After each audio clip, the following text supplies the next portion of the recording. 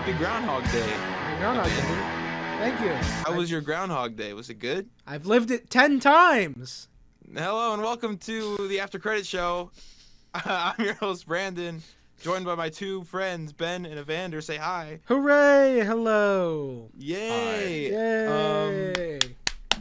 Yeah, we have a good episode for you guys. Yeah. At the end of this episode, we're going to be talking about a great comic book, Spider-Man Kraven's Last Hunt. So, if you want to be a part of the conversation, comment below what your thoughts are on that book, whatever. Read along with us. Before we get into the episode, just remember to like and subscribe, as it incentivizes us to keep going with this podcast, which we will do anyway because we like doing it. Yeah. Anyway. We're not doing this for the views at this point.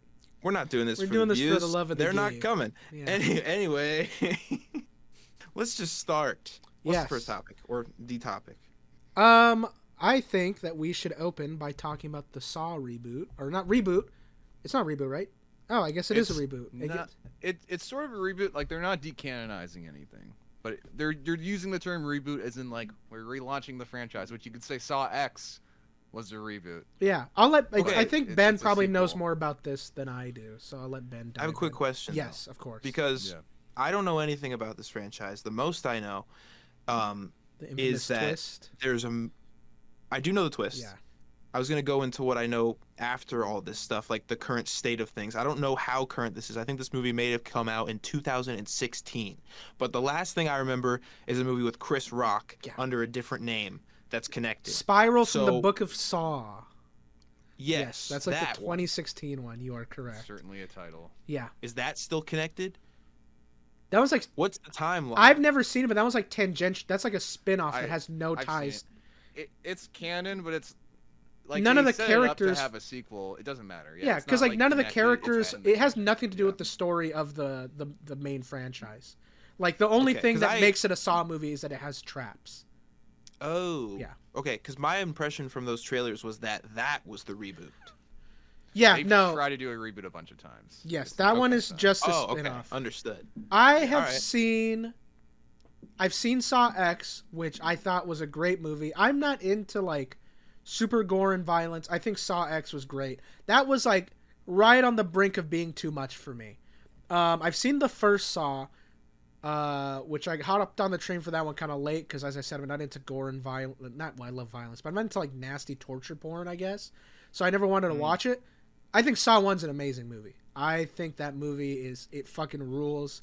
It's so cool. I love Cary Elwes. I think he's great.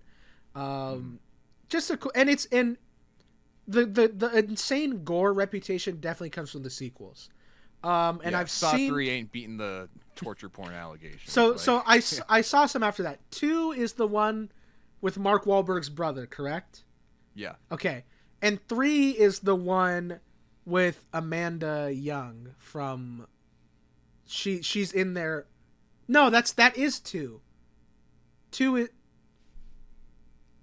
Ben, correct me, Ben. That there's like a I don't know syringes. I don't know that name. Amanda Young is the pig, the girl that gets thrown in the pit. The pit of needles. Okay. She's like in a good chunk of the movies. Which is the one where she's revealed? Yes. Okay. So 2 is the one where she's revealed to be evil at the end.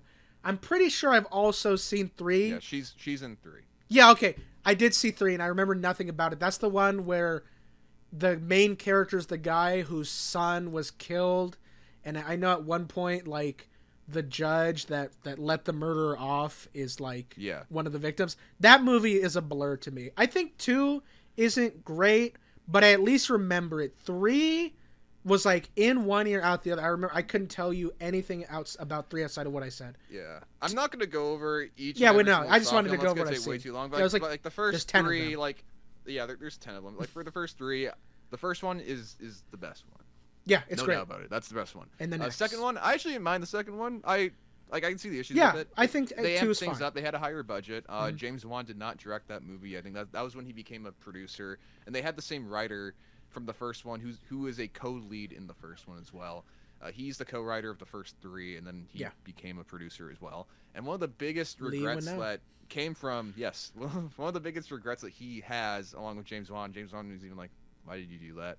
Like, in the long-term scheme of things, was killing off Jigsaw. Yeah. The main antagonist. Because the thing is, they kill him off, but he's in every single fucking Yes. movie basically. And also, Like, funny thing for Brandon that I know, the Saw once he dies in like the third one or something. it's the third one. And It's the third one. So 4 through 9 just becomes like Batman Battle for the Cowl, but with serial killers like wanting to be the new Jigsaw. It's like the detective guy and Amanda Young, and they're all like, "I'm gonna take over the Jigsaw legacy." That's a majority of the franchise. Yes, it becomes the That's Battle for more the Cowl. than when it was actually him. Yeah, and then also on top of it, like he planned out all these traps long in advance, so like they still use him. He's still Lair as Billy the puppet, you know, doing the voice and all Great that. iconic Like, voice. Yeah, like he still like knows who all these people are. Here he selected all these people. You have different people running the show technically, and usually like it's the same person like a couple movies in a row, then they change it up or something like that. So yeah, that's kind of the basic over thing with the franchise. But with Saw Is this X, how James Wan got his start? Yes. Yes. Yeah, because him and I'm bringing the other guy's name. Lee Winnell. Yeah, him and Lee Winnell were peers at a film school, and they made a short film after film school, and then that's how they got this movie. Yes, That's how they launched. It was it was just the reverse bear trap scene, I believe. Yeah, I believe it was it's just that it's like part. a 5-minute I've seen short. it. I've Yeah. seen it's just her in the reverse bear trap, and it's about her getting out, and they. It's pitch actually that. Lee Winnell. Him. Yeah. Oh, okay. He Yes. plays that character. Yes, Yeah. you're But right. yeah. So Love that was him, a really good not a short great film. actor. I'd recommend. I thought he was good in. I'm I telling- haven't seen other films that he's been in, but He has yeah, some. I He has, thought he was good in. Saw. I love him. He has some funny line deliveries in the first Saw movie. He's great though. I'm. Yeah. He also But great anyway. cameo in Aquaman. Do you know? Oh, okay. Oh, He's- yeah. He's the pilot when they go to Africa. That's right. And yeah. then, so with Saw X, it takes place in between Saw 1 and Saw 2. Mm-hmm. So it's about the Jigsaw, like that Jigsaw character, the actor's name is Tobin Bell. He's the main character of that movie. It's actually a really, really good movie. Mm-hmm. They were going to do Saw 11 because there's an end credit scene where they show one of the guys that becomes like a successor after he dies, like with him in the end credit scene. But there was something that happened, like with the rights or something, so they never really made Saw 11. Yeah, which is But now, weird. well, it's really weird. Because Yeah, I don't know what X happened. is a great movie. I actually It was a great I movie. think It made money. one I of saw the- it- yeah. I think one of the best decisions they made in that movie, at least in the ones I saw, the people in the traps don't really always feel that bad of people. Like, and the whole point of Jigsaw is like, if you're evil, if you've done wrong, he gives you a chance of redemption. But you watch some of the Saw movies, I'm like, you're kind of pushing the limits of why this person needs to fucking rip their dick off to live.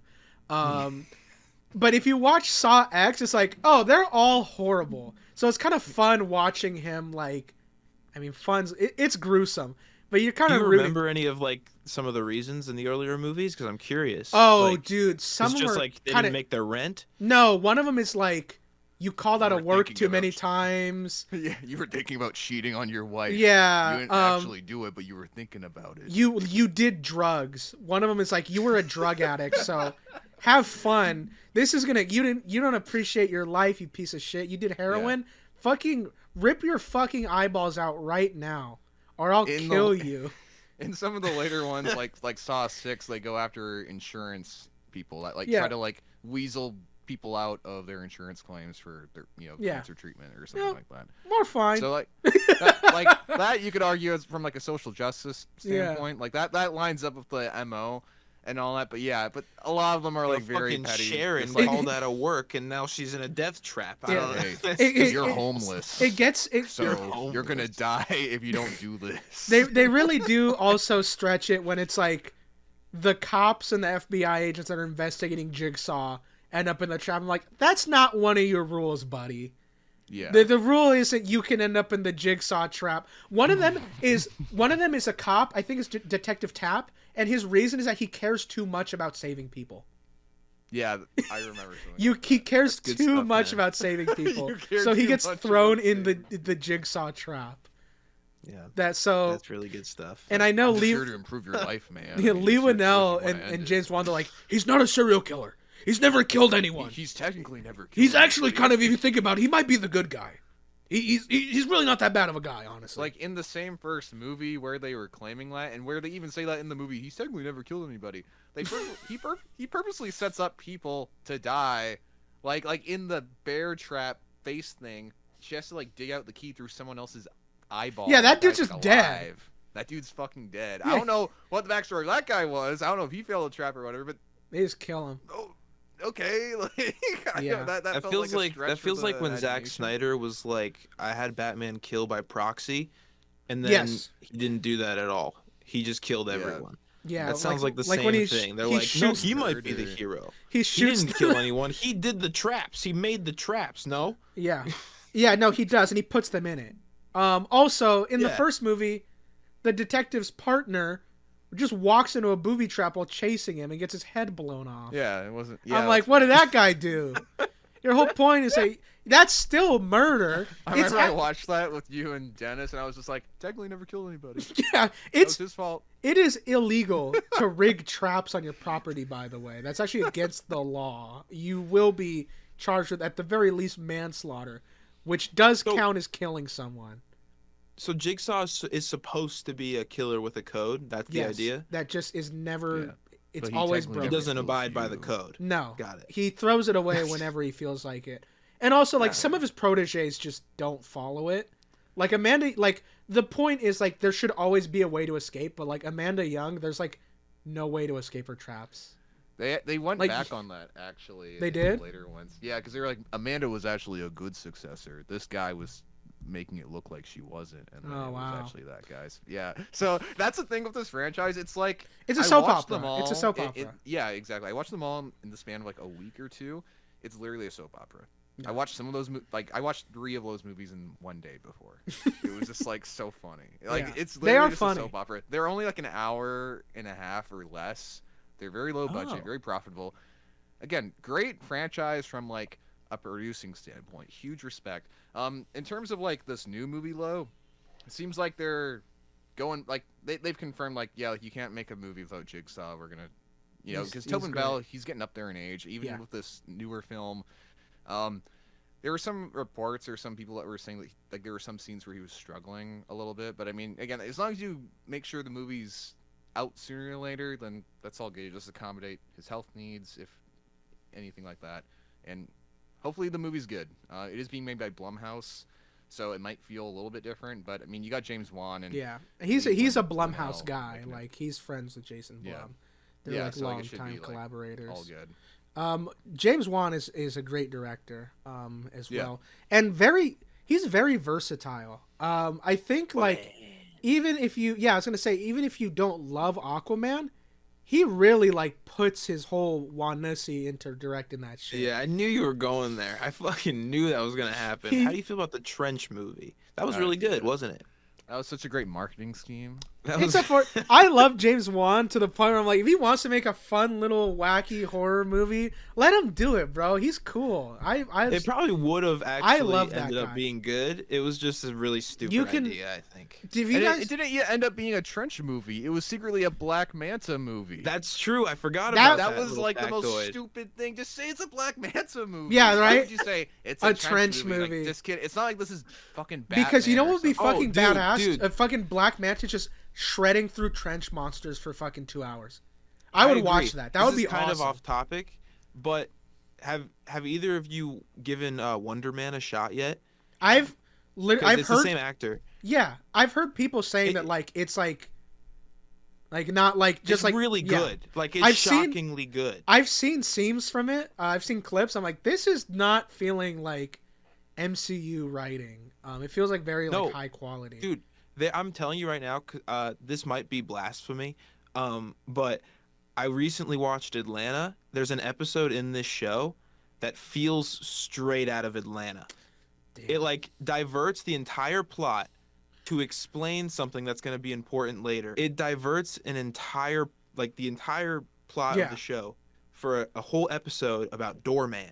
Yes, I that's a big reason I want to watch it.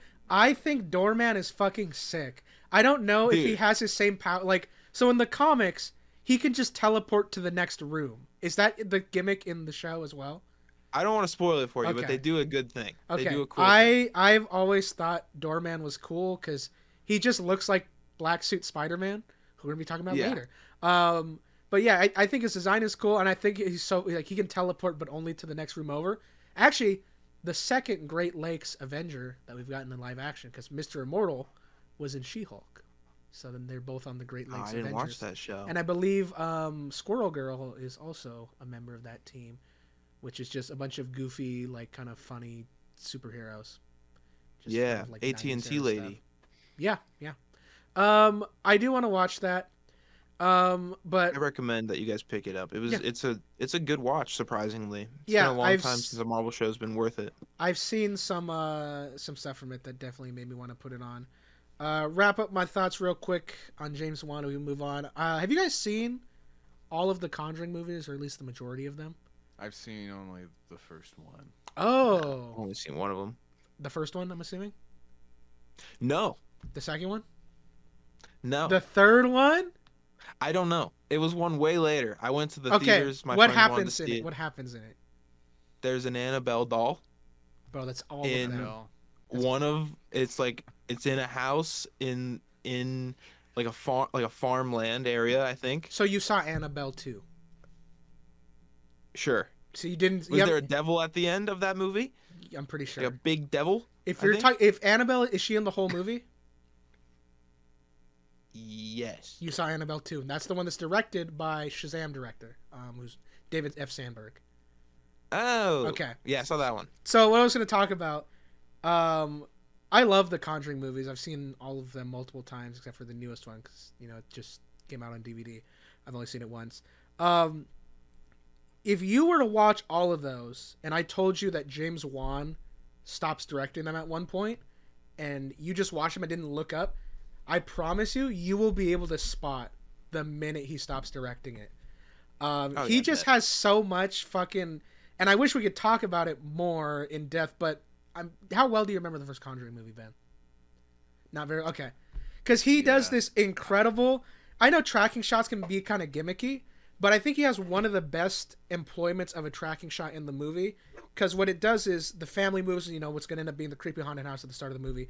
You're going to spend the majority of the time, and it's them moving in, and the tracking shot follows the daughter going through, and he uses it to establish everybody's character and give you a completely perfect layout of the house in like 1 minute, and it completely grounds everything that happens after that for the rest of the movie. It's so well used, and it's just in the first like 10 minutes.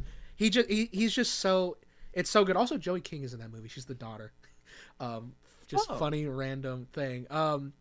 And they do a tracking shot in the newest one, and I was like, you can't just throw these in for no reason.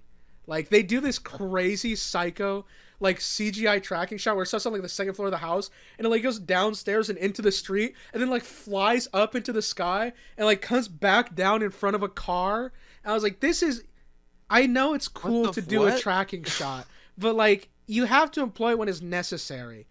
And that's just me. I think trying to suck off James Wan. I think he's great. I think he's a massively underrated director. I mean, I don't know if he's underrated, but I think I'd say he's he's cool. underrated. Yeah, I think he's cool. underrated. He's great. I think a lot. Yeah, I Did think he make Aquaman too? yes. But you know what? Times were tough there. I'm just joking. Yeah, he did. He's still make it. good. That was during Yeah. that was during the time. I mean, Yeah. we've talked about it. That was a tough before. time to be that was, there. that was a tough time to be at Warner Brothers. Yeah, that was before it's James Gunn. okay. That was before David Zaslav was there. Even. Yeah. So like it was like it's a whole different company now. Yep. So. Yeah, he's cool. I'm a big fan. Super Bowl's coming up soon. Yeah. We're gonna talk everyone's a about who's sports fan winning on the now. Super Bowl team. Football time. Football This is a ti- sports podcast now. Yeah, we're Yeah, actually. you could tell it's a sports podcast because Brandon's got the hoodie and the backwards Yeah. baseball cap on. You know, it's all Yeah. sports stuff. I got my Let me chain get my on. beer. Yeah, not to do the. Let me get out of this nerd shirt. I think we might have to just lean into the like. Yeah, I don't care about sports ball. I'm just here to watch the trailers. Not I'm to a- do I'm a that. said on this casual- I'm podcast very before. casual. Yeah, What I'll we watch did it. on the Super Bowl. Oh yeah, me and Brandon, we went to a bar in Hollywood called Scum and Villainy, which is themed after the Mos Eisley Cantina, and we watched Awesome the place. theatrical cuts of the original trilogy with our friend Alex, and we sat down and we had drinks and food for like fucking 10 hours, and it was a great Yeah. time. Alex And was only there for like half a movie, I think, or maybe a full movie. I think it was for a movie. I think he left halfway through Empire, but that was a great time. That's was me and Brandon at the Super Bowl last year. But Yeah. if the Super Bowl's, I'll go watch. I'm not the type to be like, oh, sports ball. Who gives a shit? I like Super Bowl parties. They're Yeah. really fun. It's all fun, but we are not a sports podcast, so we're gonna Oh. talk about what's fun for people like us who don't know much about sports, which is the trailers. Big year coming up for 2026. Do you guys have any? We'll go one by one and take turns. Ben, Brandon. So, I think the most obvious is probably Mandalorian and Grogu. Oh, I didn't think of that, but yeah, that probably is getting one. I think that's out in May, right? Yeah. Yeah. Something like that. That's Yeah. the soonest So- one. And I think that because as we discovered before we started recording, apparently Marvel's not going to be there. They're not going to show Marvel trailers. This is just a rumor. Allegedly. Allegedly. Marvel What won't be my there, my but thought Sony is might. Sony might be. But my thought is that maybe Disney just wants to show one of their Yeah. IPs at the moment. So it could be Mandalorian and Grogu. And the hype for that- Mandalorian and Grogu is through the roof. It's through the roof. It's It's gonna through make the $1 roof. billion. It's gonna They make need to a- start marketing that movie hardcore. It's gonna make and, Amanda $1 billion. Yeah, I will say right away, over the years, putting a trailer at the Super Bowl has been going up in price. It costs $10 million for 30 seconds of airtime.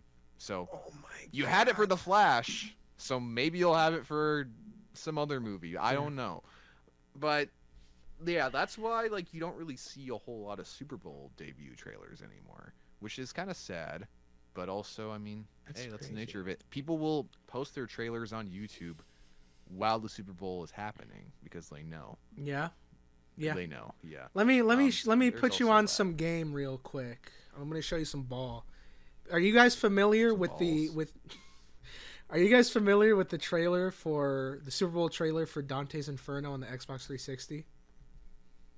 No.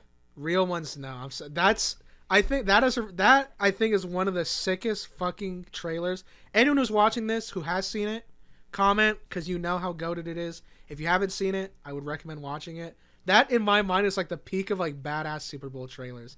I don't think I can do it justice in words, but it's like a God of War kind of style game that's based on the Dante's Inferno book, but instead of he just goes and kills a bunch of demons. And it's just such a cool trailer. Whenever I think of like peak Super Bowl trailers, that's my number one. I didn't That's even my number think one about go-to. video games. Do they still do video game trailers? That's what I was gonna bring. For- I don't think really, but we might be getting the next best thing. I feel like Resident Evil trailer. It Ooh. wrapped shooting a couple weeks ago. I think they could squeeze out a teaser reveal, kind of like Street Fighter did at the Game Awards. You could be Here's on. what I'll say about that. I'm not sure. I might be. because you gotta I think do about think it's cutting it who- close. It's a little bit of a stretch for the people that are watching the Super Bowl because I could see them putting like if they wanted to, they're probably not gonna do this like Doomsday and all the dads watching it would be like I'm gonna watch that movie, but if they put on Resident Evil, they're gonna be like Here's the thing. It is Resident Evil that kind of month. scary. It is Resident Evil Wait, month. Hear me out. Hmm. What if we get Scary Movie 6 trailer? That was on my list. I don't think they're gonna do that. I don't- yeah. Here's the reason why they won't do that. They have a new Scream movie coming out, and people are gonna watch the Scary Movie trailer right after getting a new Scream trailer, and motherfuckers are think they're gonna be both the same movie. Yeah, So that's I not, agree. that's gonna happen. Well, let me Damn it! That's let me the let me world. finish my case for Resident Evil though. Here's my reasoning. I know it's a little bit close to them being done filming. I think they could cut together a short teaser and probably save money by just showing some stuff from the beginning. It's Resident Evil's 30th anniversary. It is like this month. Resident Evil 9 comes out like 2 weeks after the Super Bowl, maybe even one. And yeah, I think those are two really big things. Also, I think this is a big deal for Sony. They're putting that shit is, I believe Sony's doing it. I'm 90% sure it's a Sony movie. Resident Evil is going to be in theaters, not in IMAX, and not Spider-Man. So Oh, it's taking the IMAX slot. it has an IMAX slot. I think this is a big swing. I Whoa. think they're swinging kind of big for this one. Can't believe they're taking it from Spider-Man. Yeah. Well, different Holy I month. never shit. wanted it. Yeah, It's I don't. funny. Yeah. I don't know So what the deal was with that, but yeah. Wait, I what? Yeah, Spider-Man's not They- being in IMAX like at all. Yeah. They're like, yeah, we're just not doing it. I prefer Dolby anyway. yeah, I'm a Dolby guy.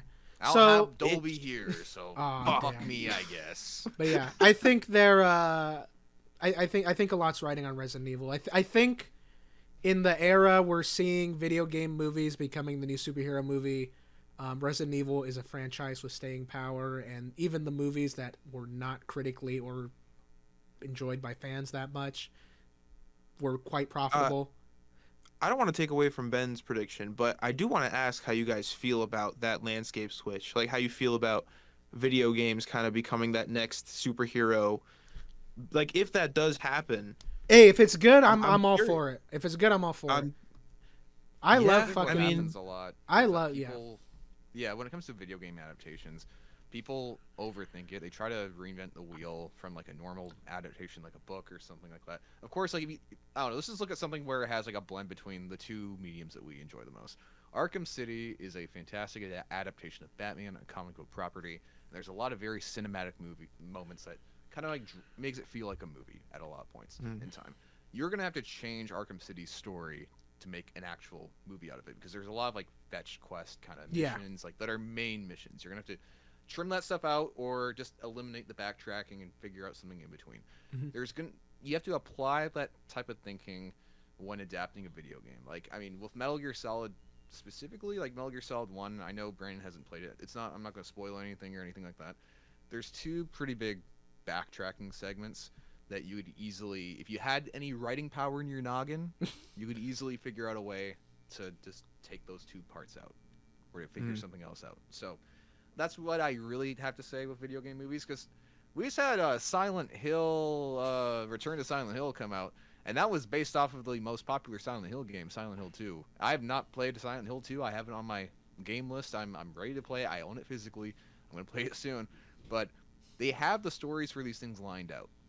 They have the story. I don't know what it is. was that marketed Barely. at all? Barely. Not really. I saw. I did not know. I saw that a pretty. existed. I saw a pretty cool cutout at AMC when I went to watch Hard Boiled, and I was like, "Oh, cool, Silent Hill." Yeah. What the fuck? It's like I feel very. that would be a big deal. It's like I only heard hyper about it low when budget. we talked about it on the podcast. Me too. I'd heard about it a little bit, but I didn't know it was coming out so soon. It's a hyper low budget movie. Like they told me, like this shit needs to be like 90 minutes on the dot, and you have like $12 to make it. Good lord. Yeah, and I also heard that they made some weird changes from the game. I know in that game there's like multiple endings, so I can't Yeah. say how hard an adaptation of that game would be. But I think stuff like Mario, stuff like Sonic, that's been working for now. I think that's a good stepping stone. But as we elevate more to like more, I guess, like those are very child audience directed movies. I think as we get more to like the mature aspect, like people. You need to have like serious filmmakers or like these studios actually be like, okay, we need to get like a serious filmmaker who'll take the shit super seriously, which is why I'm happy with this Resident Evil movie. Yeah, haven't played I Resident think Evil that game, but I think that like that Mario and Sonic work so well because their stories, more so Mario than Sonic, from what I know, can be like summed up in one sentence. Yeah. It's like, oh yeah. Princess Peach gets captured, Mario has to save her. Like you can make, and then you can mold the world however you want. Yeah. But then you get more complicated, where it's like, let's make an Uncharted movie. But the concepts of those things, they're much more. Hold up. They're much more like this rather than one Hold- sentence. I'll hold say up. One thing with Sonic. Okay. One thing with Sonic. Yes. The first two movies, they didn't really adapt any story beats at all. Really, from the second one, they kind of took the idea from like the third ever Sonic game, where it's just like, okay, Knuckles is fighting Sonic for a little bit because he's the red guy, he's the blue guy. They gotta fight a little bit. But then I enjoy those movies though. Yeah, and I enjoy those. But then in the third one, they adapt Sonic Adventure 2, which is the best Sonic narrative story. It has it's a weirdly well written story. It is. And As someone who's they- only they- seen it in the movie, it is very well written. Yeah, and they adapt Unexpectedly. those beats specifically from Shadow's story because this is Shadow's big entry, and his entry into that franchise was from that game. So you're kind of forced to adapt that story, and they adapt the character beats, which is the most important part. He adapted the character beats very, very well. So Yeah. I'll say that. Yeah. So I'll give my thoughts real quick. I have a whole video breaking down how I think you need to approach making a video game movie adaptation and why it's gone wrong in the past. I specifically talked about Uncharted. Yet, going back to what you said about summarizing these things in one sentence, I think what happens is people look at like a video game like, well, it takes like 8 hours to beat this, and a movie's only 2 hours. Like, yeah, it takes like 12 hours to read a book. You have to suck out the essence of this and put it in a fucking 2-hour story. Uncharted is very, very plausible. You can summarize Uncharted quite easily. Nathan and Sully and Elena get stuck on a fucking island. There's a treasure there. There's some fucking bad guys. There's some monsters. Boom. Boom. It's insane how they fumbled that movie because that one is bread and begging. butter. It's yes, Like, bro. like that they is made- begging for Like it. you guys have made these movies before. Yeah, because the reason It's doing what they did before. the reason the not that Uncharted hard. movie doesn't work for me is that it fucking wipes its ass with the fucking games. It's like it makes so many decisions. And here's the thing, I always go back and forth in this. I'm like, It adapts all 4 of them. yeah, it at adapts once. random shit from all of them at once. A little bit of everything. So my issue is you want someone who's a competent filmmaker. And a lot of times they aren't like huge giant gamer nerds. There are rare exceptions like Alex Garland, who wrote 28 Years Later and Warfare and Civil War. He's a huge gamer. Like he's writing the Elden Ring movie because he just fucking loves Elden Ring. But a lot of times I think that isn't the case. Because I think a lot of people are established in Hollywood are a little bit older. I think we'll start seeing that become more common as time I think we're gonna see that. marches on. But you also don't want someone who's just a fucking dweeb who doesn't know shit about movies. You want to get that little middle ground. And I think we've struggled to get that because it's like, you can't tell me that a real fan of Uncharted who loves and cares about Uncharted played those games and was like, I would really like to shit on them today. I would really like to make a tiny Nathan Drake. I'll let you continue. I will say, this movie went through the exact same thing The Flash did. That is I don't true. blame it all That is true. on that concept. Like, this movie was in development for like 10 years. That's crazy. It went through countless directors, rewrites, and actors. Yeah. And then even Mark when they Wahlberg was cast supposed Tom to be Nathan Holland, Drake. That's Mark fucking Wahlberg was crazy. supposed to be Nathan. And then he became Sully. And then He's they still not cast old Tom enough to be Holland Sully. when he was cast as Spider-Man, pretty much. And then that movie Yeah. didn't come out for another 6 years. So, like, It is a shit like wild that turn of happens. events. Yeah. yeah, it's annoying as fuck. But it should be a layup. That should be a super easy movie to make, like you said. It's a very fucking annoying. adventure story. They fucking beat some people up. They look for some fucking treasure. There's a trap. There's a monster. They fight on a boat. It ain't you that don't even hard. need to adapt a game like the game story at that point. It's just take the you guys have essence. done I'm not gonna shit my pants if you don't fucking adapt every fucking second of the game. I am gonna shit my pants if you fucking make Tom Holland Nathan Drake, and Nathan Drake is a badass. He needs to be kicking fucking ass the whole movie. Does he beat up anybody in that movie?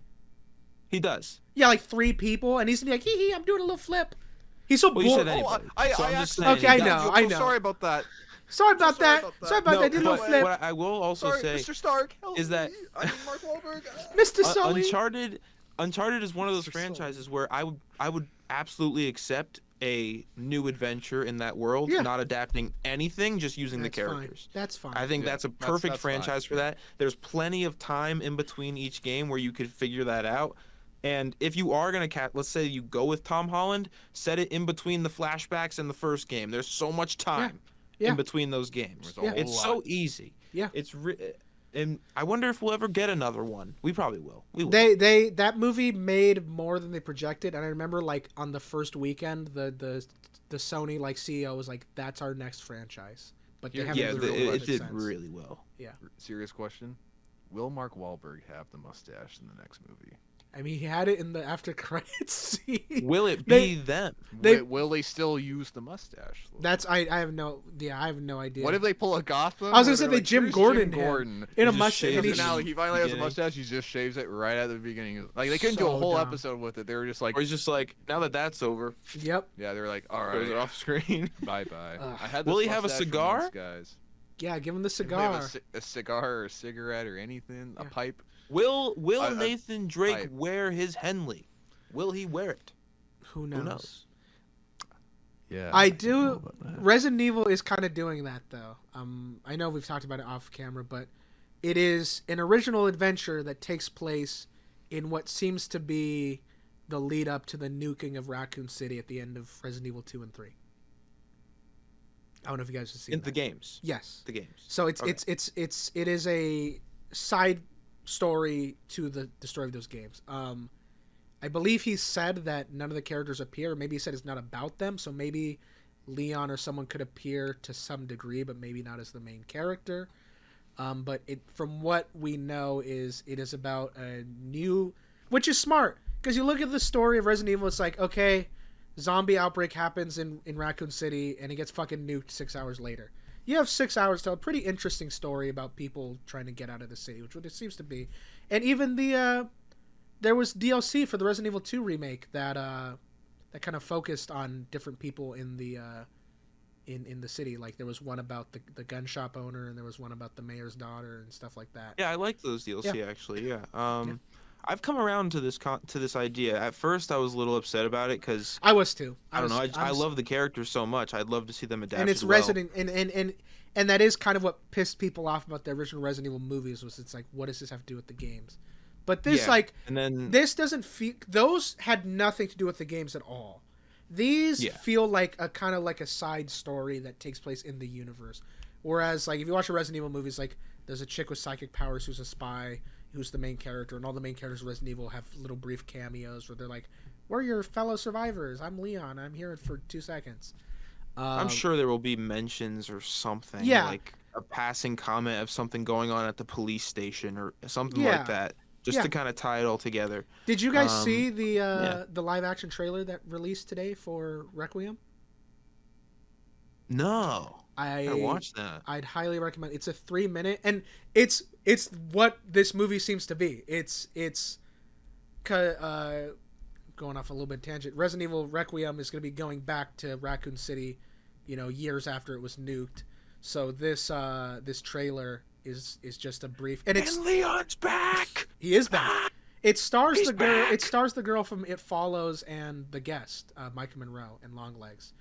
And it's her and her daughter leaving Raccoon City as leading up into the nuke, and then you get to see.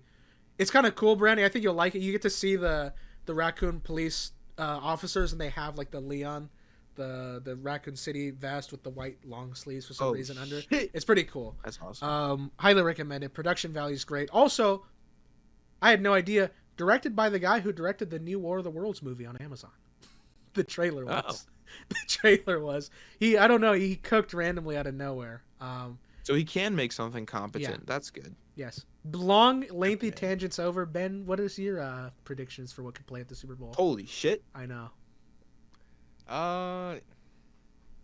Don't really have any, honestly. I think I kind of said my piece a little bit earlier. I'm just like, I could see them starting the marketing for something like Mando and Grogu. If Marvel was on the table, I could see a Spider-Man. Yeah. I know they've never done Spider-Man. They have I say Spider-Man because I know they have the money to show something like Spider-Man. Yeah. When it comes to like a movie that doesn't have $1 billion budget, it stretches the imagination for a studio wanting to throw $10 million for a 30-second thing that they're never gonna get back. Like, so they can just post it on the internet for free, or they can pay $10 million to the Super Bowl. Yeah. So that's kind of like the hurdle they've set themselves up for.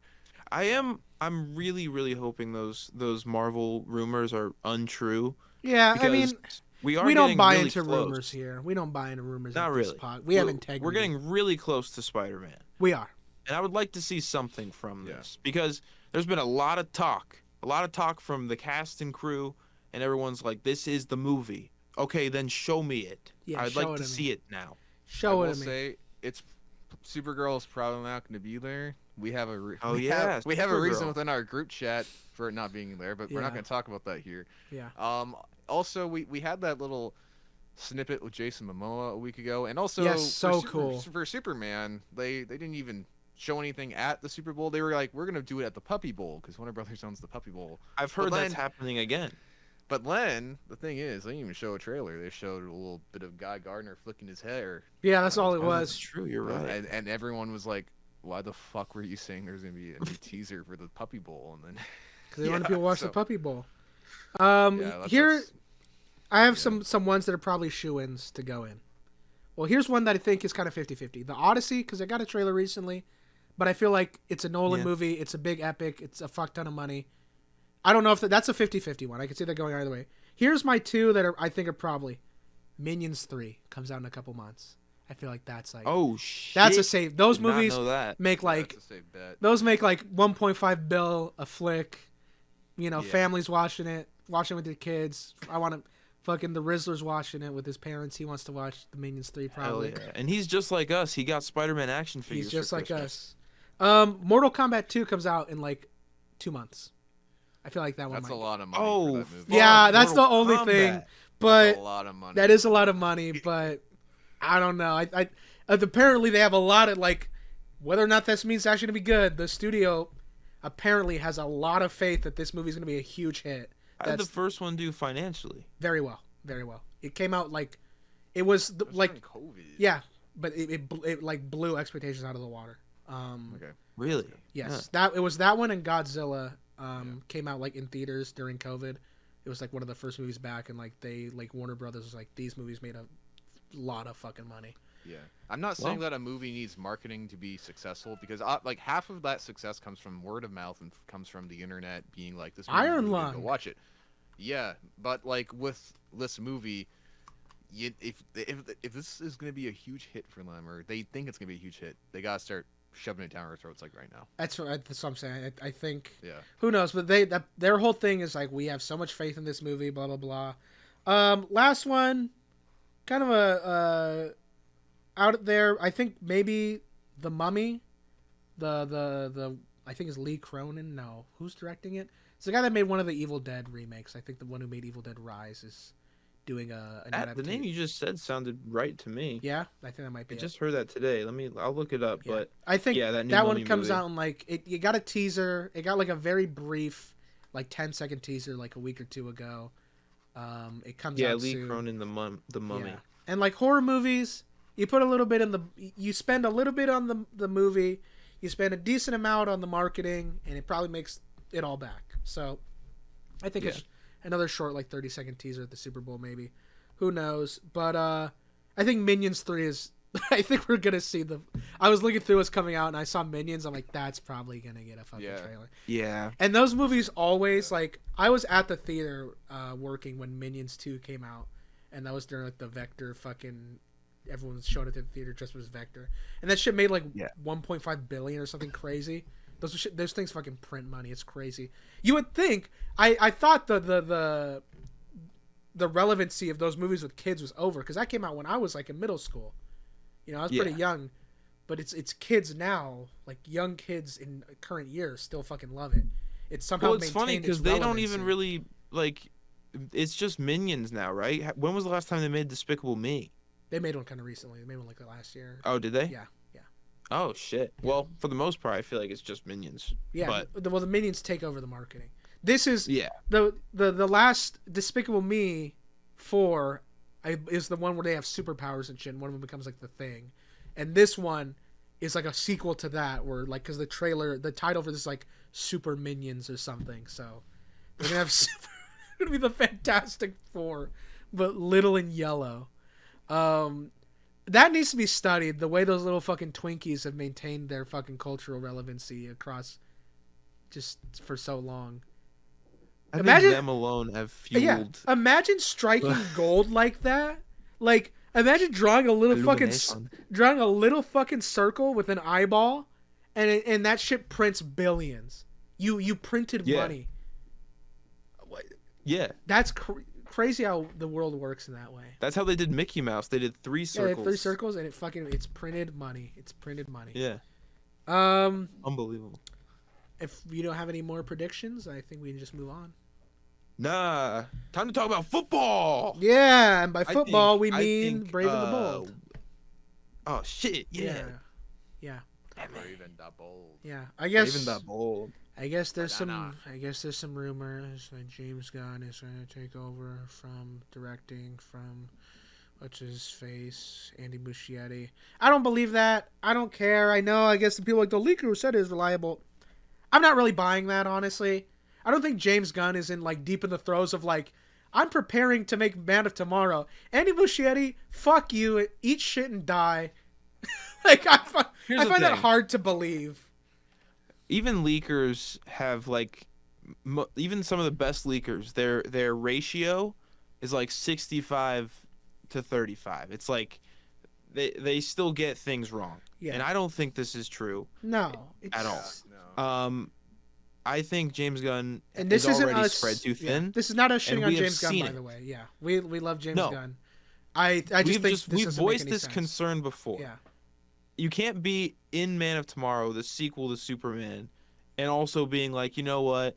Fuck this director that I've trusted for this long Yeah. already. I'm gonna make Batman. That's not how this works. if they say he's going to replace And- someone else, that I might believe. But James Gunn taking over, I would maybe Fuck believe no. that, but also, Yeah. like a week ago, yeah, he had come to the defense of the writer and the director, yeah, and they have voiced that Andy is still on. Andy keeps talking about it like he's still on. Yeah.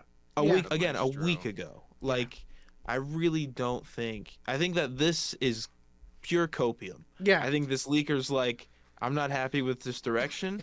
I pray to God James Gunn takes over, because there was a point where I think we talked about this in the group chat, where we were just like, maybe James Gunn will come in, maybe he'll take Yeah. over, maybe he'll do Batman Yeah. for us too, and it'll be awesome. Yeah. But it's just copium. I'm I- fairly certain about it.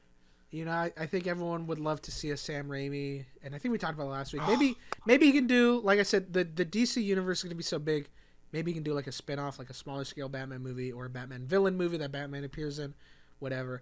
I also think that it would be cool to see Jon Favreau in the Batman universe. I have a feeling he could cook something up. Yeah. I like him a lot. I think. When was the last thing you directed? Mandalorian Grogu. Yeah. Oh. Listen. I forgot. I can't- Have mercy. Listen, Have he's mercy. made good things. Yeah. No, He's made I good like Jon things. Favreau. Yeah.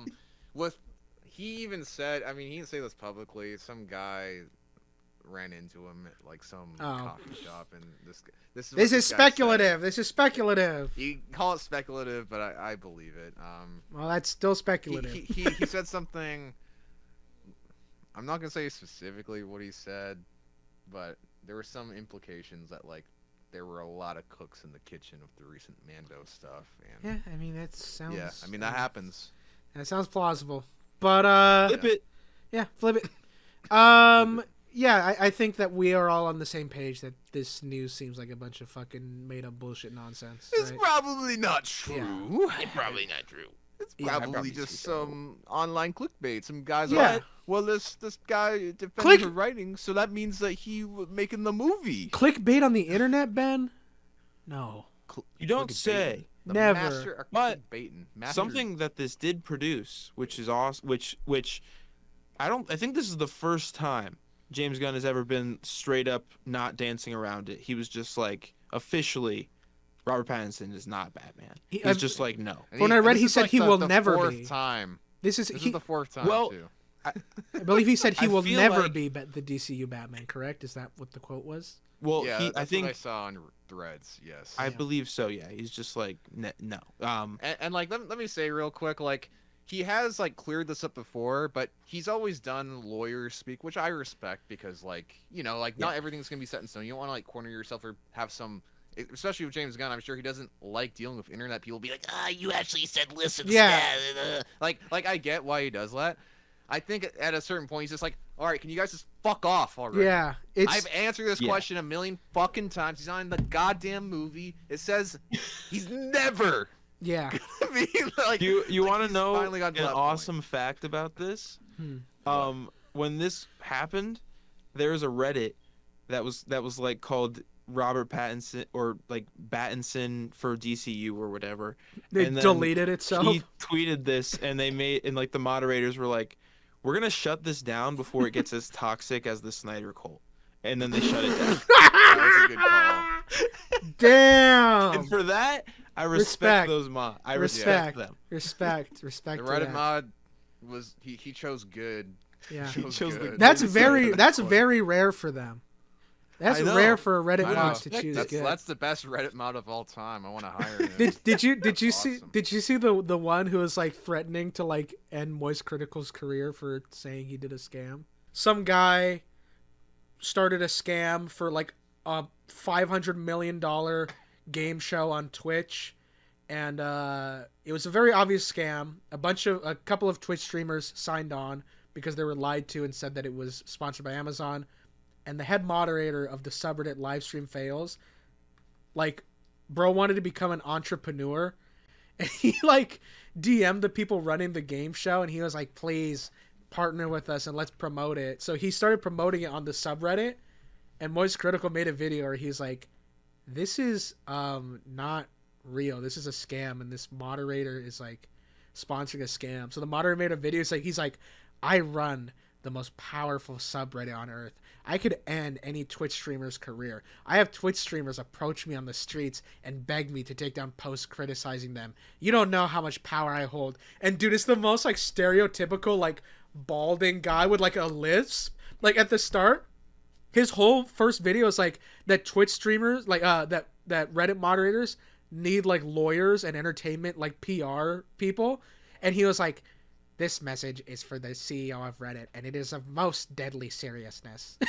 It's like Jenny. It's like it's like the Reddit list. Dude. So that's a bad Reddit moderator, and we were talking about a good Reddit moderator, that shut He's a down. good guy. Yeah, the one that shut down that Battinson DCU.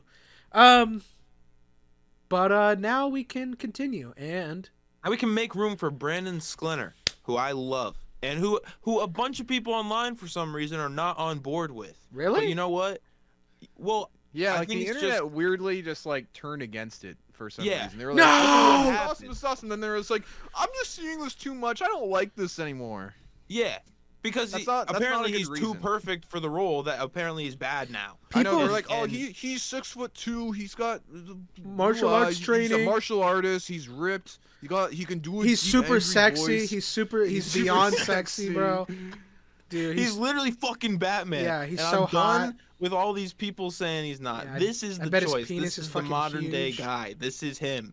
Pick him. yeah. Because you know what? I remember when people started turning because he did an interview where he was like, this was kind of stupid. He was like, yeah, my version of Batman would just be more like the comics, and it was like, okay, but get him a little bit more specific. So then everyone was like, okay, so this guy knows nothing. I don't want him as Batman anymore. But He here's ain't my writing hot the take. goddamn It movie. doesn't fucking matter. He's The an actor doesn't actor, need to man. know shit.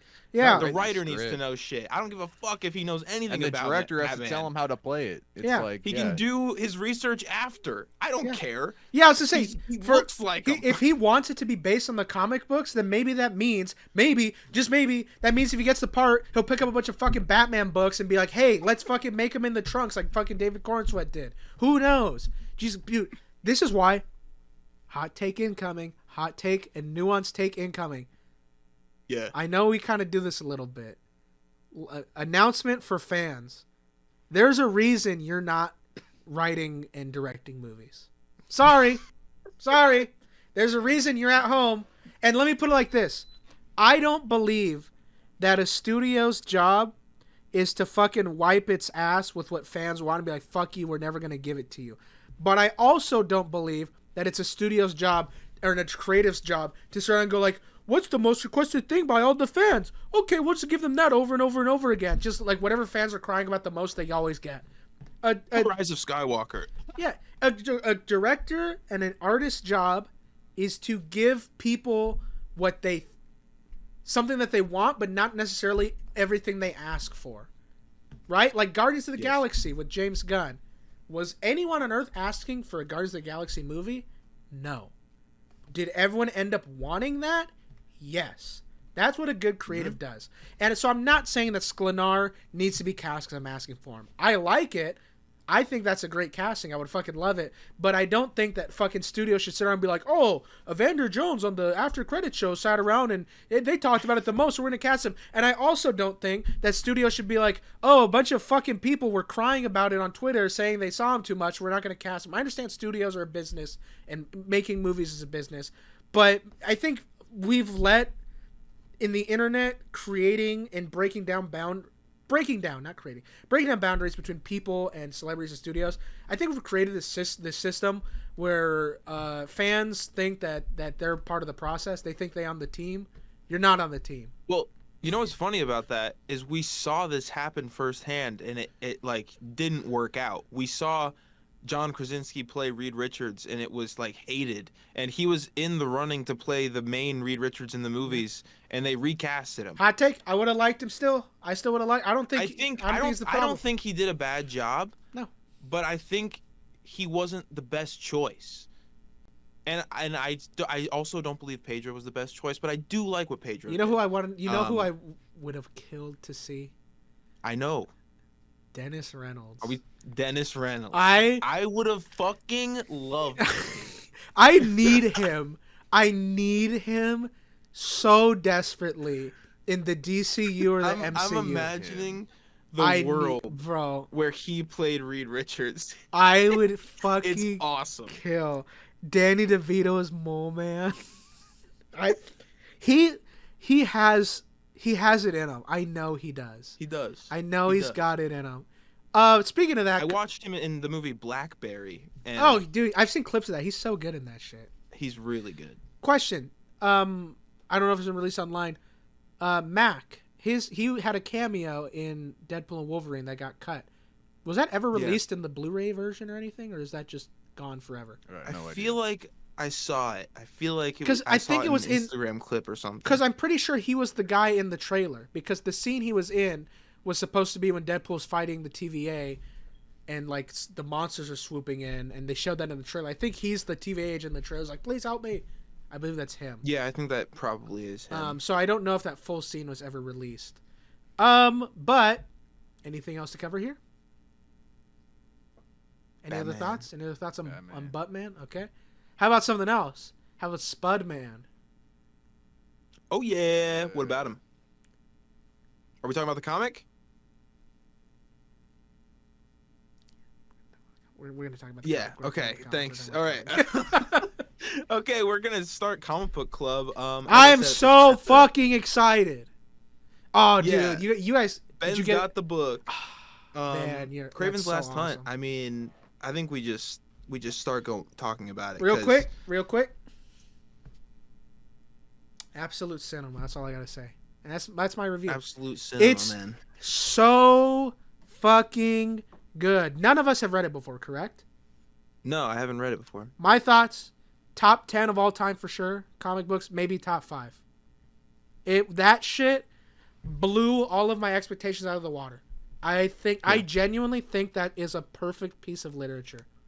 Before we really jump into the book, I just want to say It's so good. that this is I think the perfect encapsulation of how I want Spider-Man to be written and why he's struggling so badly in the comics right now and why nobody reads fucking modern Spider-Man, because he's no longer written like this. He is depressed and horny and and angry at the world, but wants to save lives and constantly doubting himself, and he's written with that 90s edge, and I love it. I want it back so badly. This is when Peter Parker was cool, and he's no longer like this, and it pisses me off. This is Black Suit era Spider-Man. We're gonna just do a quick summary, and we'll dive into the details after.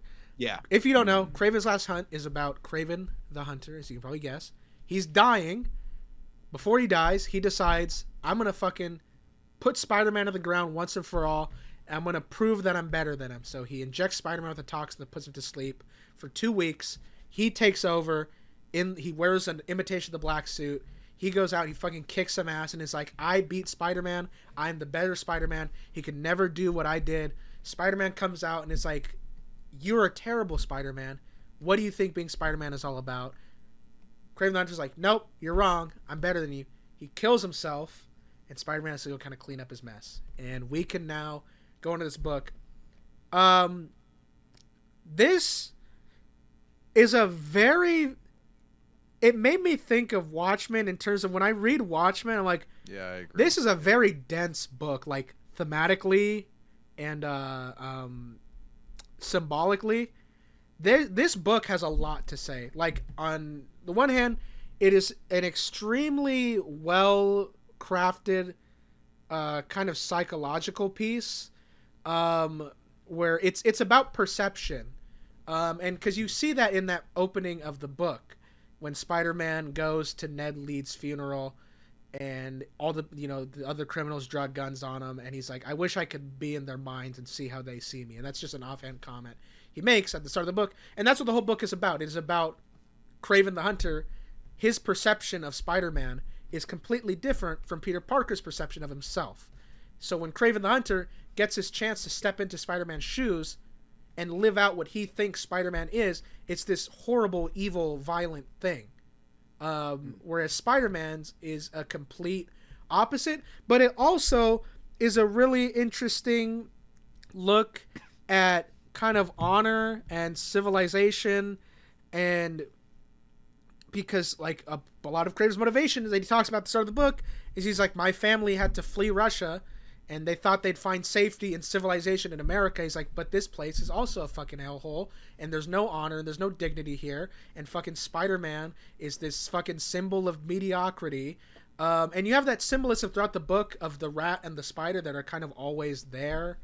And I'm kind of fully want to wrap my head around what that means. I wish I had taken more notes. So I kind of felt I was going to talk about that because I feel like it was the story showing us the circle of life, and then Spider-Man and Kraven kind of straying away from it and like defying that.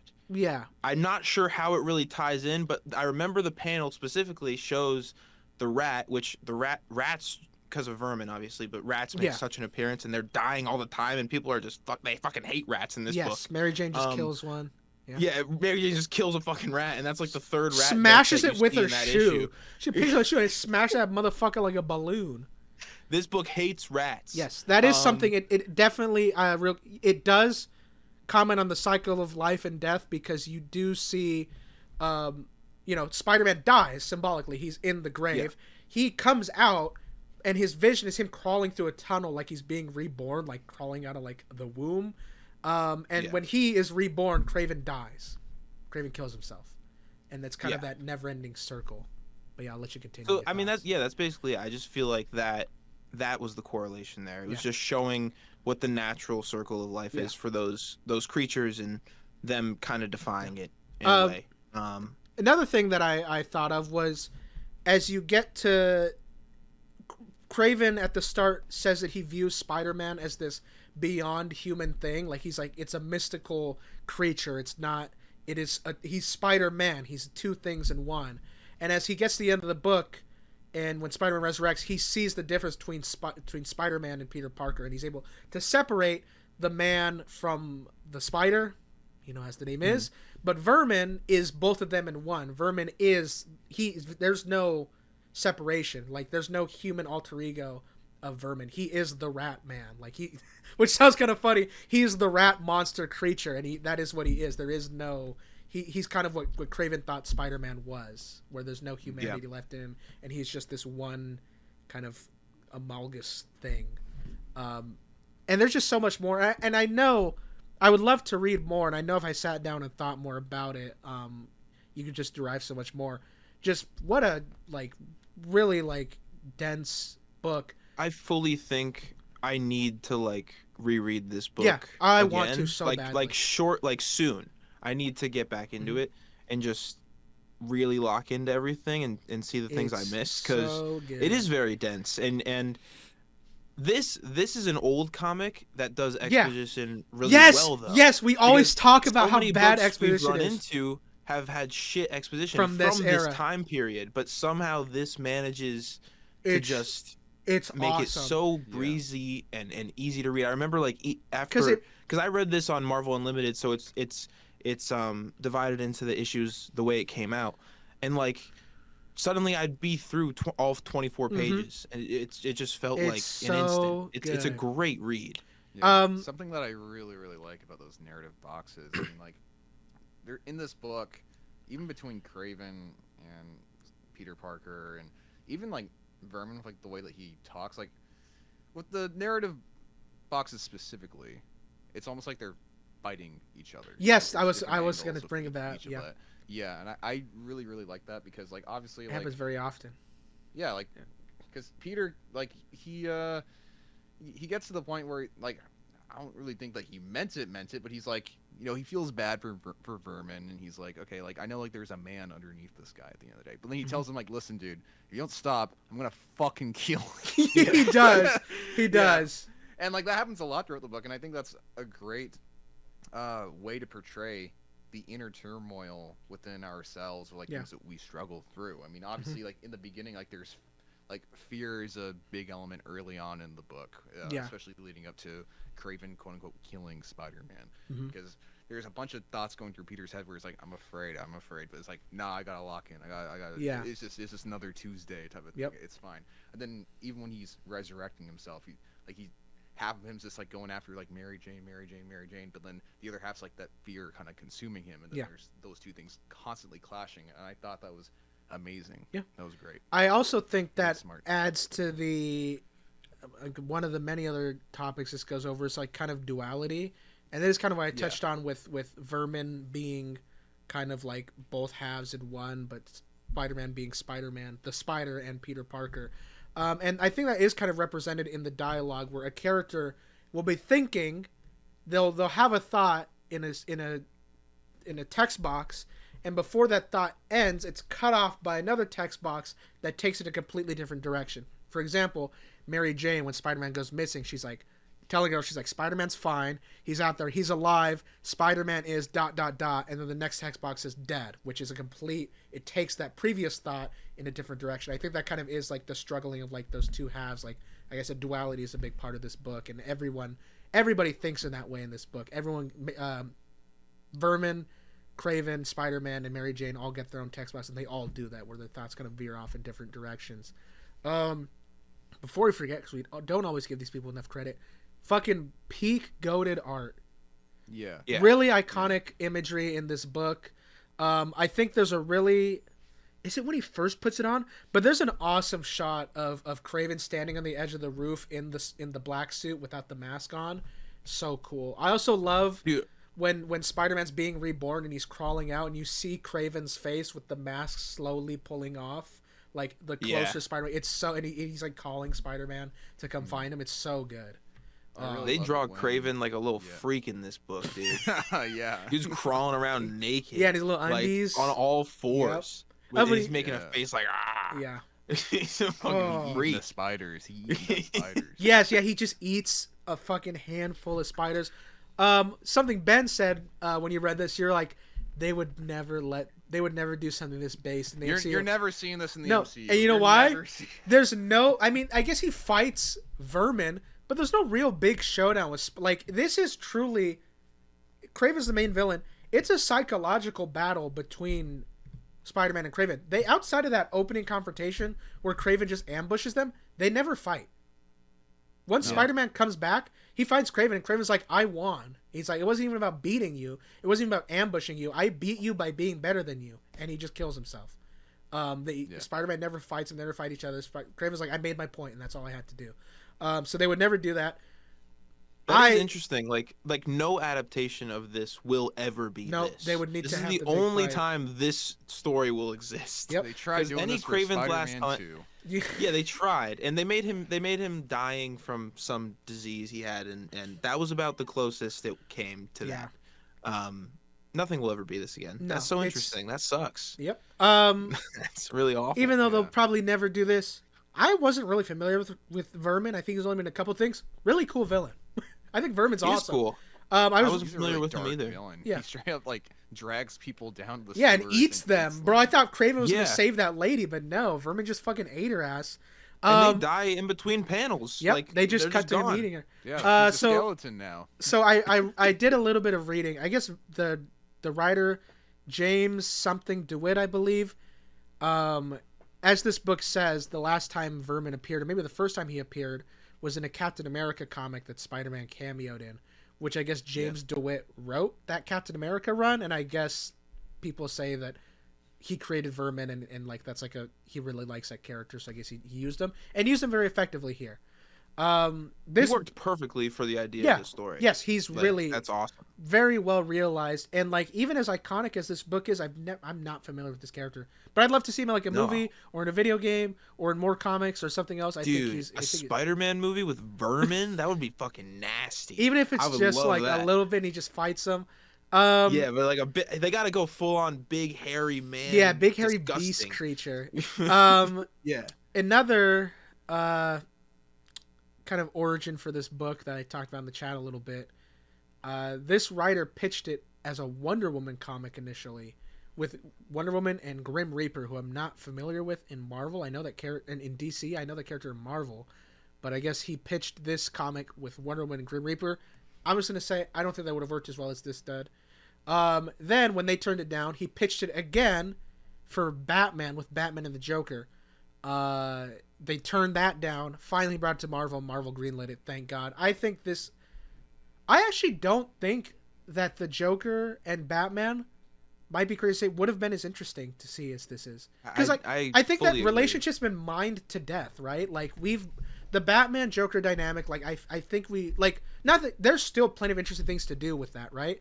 But I think inherently telling another, even a really really good Batman and Joker story isn't gonna be as impactful and memorable as telling this one iconic, like seminal Kraven the Hunter story. Well, you said that in the chat, my first thought wasn't even the Joker. Like I was like, Two-Face? It would be like Ra's al Ghul or something. I was thinking Two-Face, but Ra's al Ghul would be awesome also. Yeah, Two-Face would be good, but yeah, I was like, Ra's was a way better story pick. between him and Ra's, and then like Vermin would be fucking Croc or something. I have no idea. Not the Joker. I feel like that wouldn't be. Yeah. Well, I really want to like know what the story was. Before he had to make the adjustments. Cause, I mean, like I would love to read that whole draft. Yeah, we may never. It might have never left the pitch phase. We also. So I assume this was what made Kraven, right? Like beforehand, probably. Kraven, he was probably a big villain, but he wasn't. I'm a Russian guy running through the woods. Yeah, that's probably what he was. I think we kind of. From what I read, I actually think that Batman version of it did make it to light, because I know that that story where Joker becomes the Batman was adapted in Legends of the Dark Knight, which is an anthology series. I'm not got it in the Batman cartoon. Yeah, that's what I was gonna say, and that it got adapted in the Batman cartoon. I'm sure Brandon knows that episode is where Joker is Batman. Yeah, that was the first episode I saw of that. Yeah, that's crazy. Yeah. I'm a critic of that show. Sorry, but I don't remember that episode. Correct me if I'm wrong, fans of this, Brandon. Does that episode of the Batman have even a semblance of the incredible depth and meaning of this book? I watched the episode 20 years ago. What do you think, Brandon? Listen, man. It's a yes or no question. Okay. Oh, so no, but it's a kid show. Okay, here's the thing.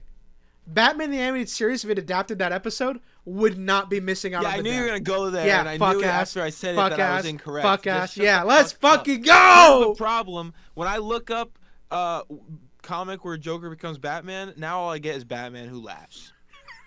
So I can't find it. I'm not going to be able to find this comic. Yeah, you can't put it on the list. It's gone forever. Yeah. Yeah. So. Lost in the now... DC metal. Hot take real quick that we can maybe disagree with, or maybe everyone won't disagree. I think I fucking like this more than The Killing Joke. Yeah, so this came from me comparing this. I'm like, this is like within the Spider-Man version, or like that. You are right about this. It hits that like stab of like what The Killing Joke did with of Batman, exploring that dynamic of like doing that with exactly. Mm-hmm. Except obviously, the main hero gets the shittier end of the stick versus like someone like Jim Gordon. So, like, in terms of listen, I've read Killing Joke a fuck ton of times. I haven't read it in years. I really, really like that comic. I do too. I think it's not to discount it. That's an amazing book. Yeah, and Alan Moore is like so fucking awesome with that book.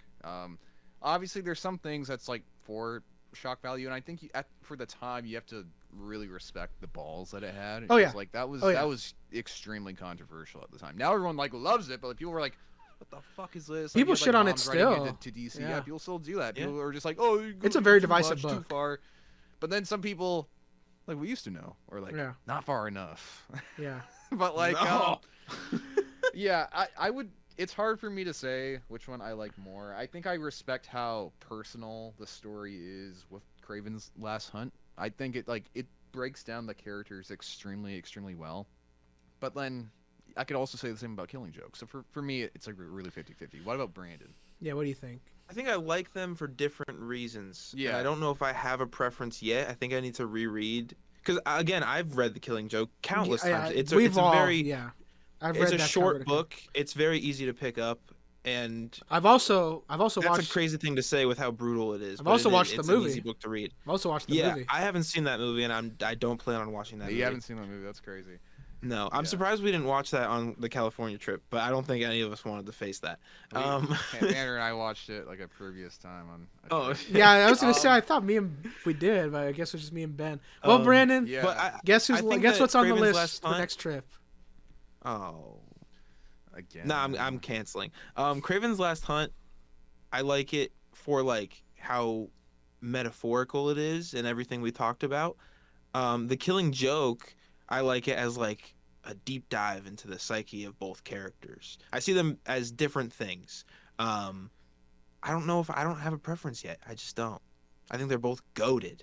Good Yeah. books. I think for with me, both great art. I think might be part of, and maybe this isn't necessarily fair, but I think the all it takes is one bad day has kind of been worn out. Well, on my that's the end. other Yeah. thing. I think This book has 'cause the. I was gonna say that too. Yeah, it's a little I think unfair. The Killing Joke, we've seen it too many times, and we've And read it too many times, and it's all every played out Batman now. story ever since then, Joker's always like one bad day, one bad day, one bad day. Yeah. Every fucking thing, everywhere. Like this It's is. been abused and misused. Yeah, so like I said, since that book, but I'm only looking at. Yeah, these like I things said, in I don't know if it's isolated fair, media. but this I, Yeah. yeah. Craven's Last Hunt, like I really feel like I felt like I don't know. I I'll say had this. I had a visceral reaction reading this book. That's what I'll say. I'll say this. It's Killing Joke is extremely difficult to adapt. We Yeah. know that. I'd say that Liss is a lot more difficult to adapt than even Killing Joke. Yeah. That's Oh my so I'll say God! that. Yeah. I'll say that. Yeah. I can't even Yeah. imagine how they Yeah. do this. I in will live also action. Real Or quick to animation, to be clarify for anyone. I still think The Killing Joke is peak. I think that's like a 10 out of 10 book. I just want to clarify. 'Cause then there'll be someone in the comments, if anyone sees this, like, you're fucking stupid. Yeah. You know, that book's actually funny. I'm Again- like, I agree. That book is goated. Something think- about Craven's I Last think Hunt that just every really time, hit me. every time Craven comes up as well, this book is referenced. But Yeah, the thing is, But no one's the read Joker's it. everywhere. Craven Yeah. isn't. And I don't know. as fans of DC, we see the Joker all the time, and we're Yeah. real sick of that guy. So there's some bias at the moment, Yeah. but both books are great. I Yeah. think that's I also say like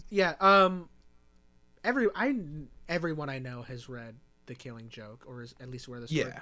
I actually don't think everyone I know has read this book. Like that goes for like No. we've all read I know a lot less people. We've all read Yeah. Killing Joke cover to cover like 10 plus times. This is the first time any of us have fucking read this. It took us till now to Yeah. read this, And I'm so glad we all I love did. Spider-Man. I know, and I'm wearing a Spider-Man shirt. Yeah. I got a tattoo, dude. Yeah. I haven't read this book. It's so fucking good. This The is one thing I a remember once in a from this- lifetime book, by the way. I'm just The gonna one, say. the one thing I remember from over the years, our Watch Mojo had a video that was like 10 Spider-Man stories that are darker than any Batman stories, and this was on the fucking thumbnail. So, that's the one thing I always remembered about this book. I'm like, oh, Spider-Man and the symbiote coming out of the grave. What the fuck? That's happened here? and that Like- is even Yeah. for as many people who haven't read this book, that is like iconic symbolism, like imagery. Yeah. Like everybody knows Black Suit Spider-Man crawling out of the grave. Anyone who's anyone with comics. Also, Man. I didn't realize, like, seeing that iconography my entire life, I didn't realize that this is the era where he just recreated the black suit and it's not the symbiote.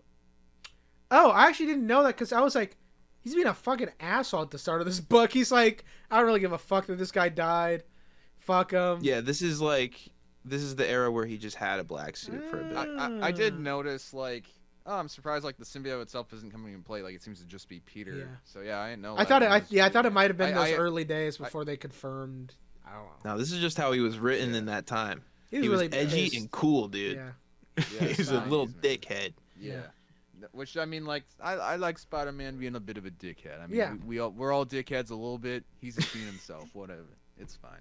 Yeah. As long as you don't go full Spider-Man Lotus dickhead, then it's fine. Oh, Spider-Man Lotus. yeah. Anyway, we should spin the wheel. Actually, well, we kind of said it. This book's awesome. Yeah. I don't think you can get any Yeah. better than this, really, for Pete, Spider-Man. Throw it a story. pile of dog shit. No. This is recommend it to your fucking grandma if you want Yeah, to man. scare your grandma. Yes. Good book. Now Oh we're gonna boy, get I'm next so week's. excited. I'm so please Holy be more shit, P. we got so many books. Please, Spin again. spin again. Bro, almost got Bionicle. Bionicle ball one. I own it, Bro. but it's expensive now. So y'all would have to do it digitally. But Good. I can't believe there's a Bionicle comic on here. that's No. No, no, no, no. Oh! I have lists. So Let's it's all go, dude. good. So back That's to a good back pick. with the goated one. I haven't read this either. I read this a long time ago. So I'm New happy. Content from me. Let's go. This is Ben. You guys have the DC compacts for this. Yeah. Yes, I bought the compact for I'm it. gonna go swing by. Let's go. I'll go swing by and grab And one. I will say the Craven's Last Hunt, if you do want to get a physical one, it was Yeah, it looked pretty cheap. like, From it was when like you it was slightly more expensive when a compact, but like only by like $1 or $2. So I would just do that. Yeah. Okay. Yeah. Awesome. Anyway, does Brandon want to do the outro for the episode? Yeah, that's the end of the episode, dude. It's been a good one. Thank you guys Yeah. for watching. Remember to like and subscribe.